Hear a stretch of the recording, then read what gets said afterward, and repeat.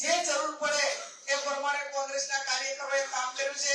સમગ્ર ગુજરાતની કોંગ્રેસે પ્રેમ સ્નેહને લાગણી આપી.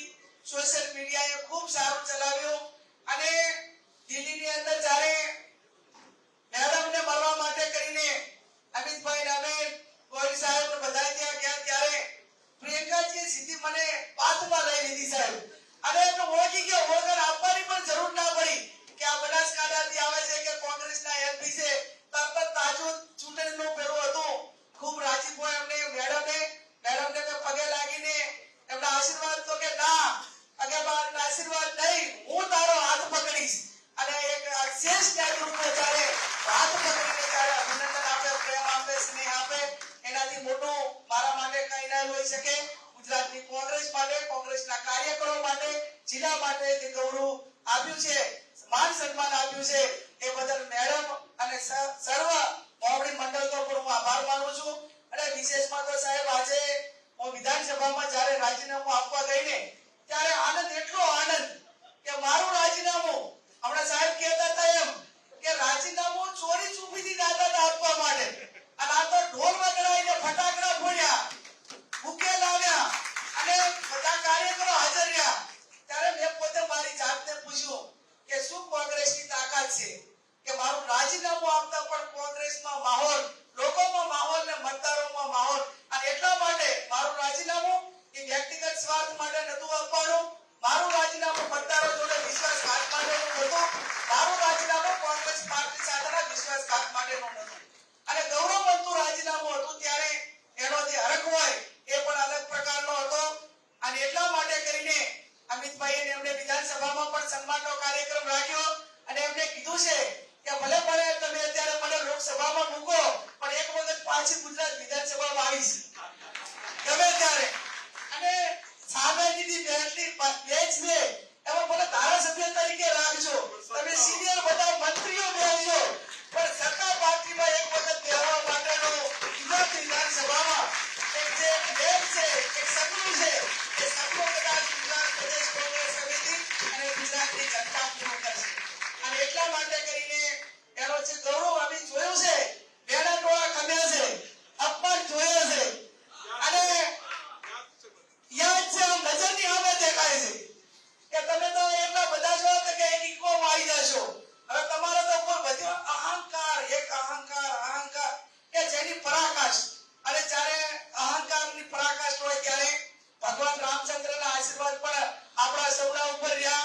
અયોધ્યાની સીટ તો ના આવી પણ 100 કિલોમીટરના ઘેરાવામાં પણ ના આવી. ત્યારે રામચંદ્ર ભગવાનના આશીર્વાદ પણ આપણી સૌની સાથે, કોંગ્રેસ પાર્ટી સાથે રહ્યા. એ રામચંદ્ર ભગવાન હતા કે આવનાર પેઢીને પ્રેરણા પૂરી પાડવા માટે, સંઘર્ષ કરવા માટે, પરિવાર માટે એમણે રાજ છોડ્યું હતું. રાજ લેવા માટે રામ નતા, આવનાર પેઢીને પ્રેરણા પૂરી પાડવા માટે રામ હતા. અને એમના નામે જ્યારે રાજકારણ ખેલાય ત્યારે એને કદી સફળતા મળતી નથી. એ આપણે વર્તમાન સમયમાં જોયું. ત્યારે હું કોંગ્રેસના કાર્યકરોને ફરી પણ એક દીકરી તરીકે, બહેન તરીકે વિનંતી કરું છું કે મારા ઉપર કોંગ્રેસ પાર્ટીનું ઋણ છે અને ઋણ હું આખી જિંદગી કોંગ્રેસ પાર્ટીની મજૂરી કરું અને